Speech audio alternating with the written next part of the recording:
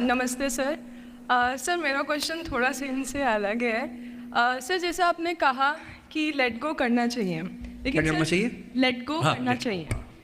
हमने भी ये चीज़ सुनी है कि जिसके नसीब में जो लिखा होता है एक दिन उसे वो मिलता ही है, तो उसके लिए हमें परिश्रम करना चाहिए।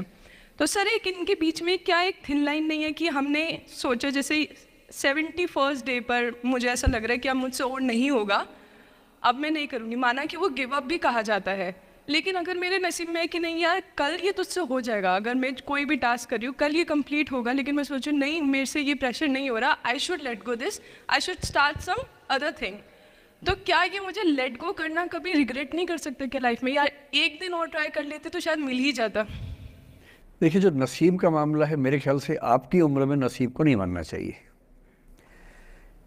दुनिया में किसी को नहीं पता कि नसीब है या नहीं, और है तो कितना है। सब तुक्का लगा रहे हैं, मैं भी तुक्का लगा रहा हूँ। ठीक।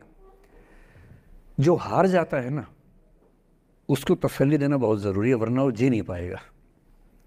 और पराजित व्यक्ति को तसल्ली देने के लिए सबसे अच्छा शब्द है नसीब, भाग्य, नियति। बहुत ज़रूरी है। और इसलिए एक उम्र के बाद गीता का सार पढ़ना बहुत ज़रूरी है। समझना पड़ता है कि सब कुछ हमारे हाथ में नहीं होता है, सच में नहीं होता है। पर इसका मतलब ये भी नहीं है कि सब कुछ किसी और के हाथ में होता है। अगर ऐसा होता तो बिना मेहनत करने वाले आईएएस बन जाते या कुछ भी बन जाते। ये हो सकता है कि आईएएस बनने के एग्ज़ाम में 10 ने मेहनत की, उनमें से 8 का हुआ, 2 का नहीं हुआ। पर यह नहीं हो सकता कि एक आदमी ने मेहनत नहीं की तो उसका आईएएस हो गया। बिना मेहनत के तो नसीब भी नहीं मिलने वाला है।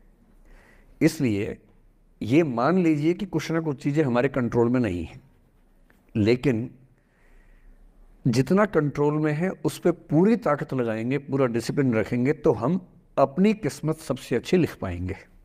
सबसे अच्छी मतलब बाकियों से नहीं, मेरी जितनी अच्छी हो सकती है उतनी अच्छी लिख पाएंगे। और इसलिए अगर आपको लगे कि मैं नहीं कर पाऊंगी कोई काम, तो उसको गिव अप ही कहते हैं।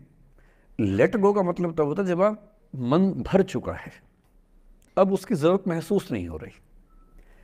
जैसे आईएएस बनने की कोशिश कर रहे हैं, नहीं बन पाए, तैयारी छोड़ दी, गिव अप है। बन गए, नौकरी की, मज़ा नहीं आया, छोड़ दिया, ये लेट गो है। लेट गो करने के लिए पहले हासिल करना पड़ता है, या हासिल होने से पहले उस मनोभूमि पर पहुंचना पड़ता है जहां हासिल होने का सुख आपने महसूस कर लिया और उसमें मज़ा नहीं आया, ठीक ही है, औसत है, तब छोड़ दिया। इसलिए आपकी उम्र को शोभा नहीं देता कि हम नसीब की बात करें, ये शोभा देता है मेरी उम्र को। तो 30-40 के बाद नसीब, भाग्य, नियति चलेगा। फिलहाल कर्म पे भरोसा कीजिए, मेहनत, डिसिप्लिन, और मोटिवेशन से ज़्यादा महत्वपूर्ण है डिसिप्लिन, ध्यान रखिएगा। मोटिवेशन का ग्राफ ऐसा होता है, फिर ऐसे नीचे आता है धीरे धीरे।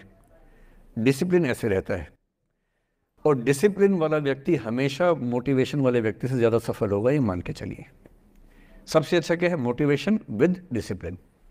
तो कोशिश कीजिए कि नसीब पे ना छोड़िए, अपने भरोसे कीजिए। All the best.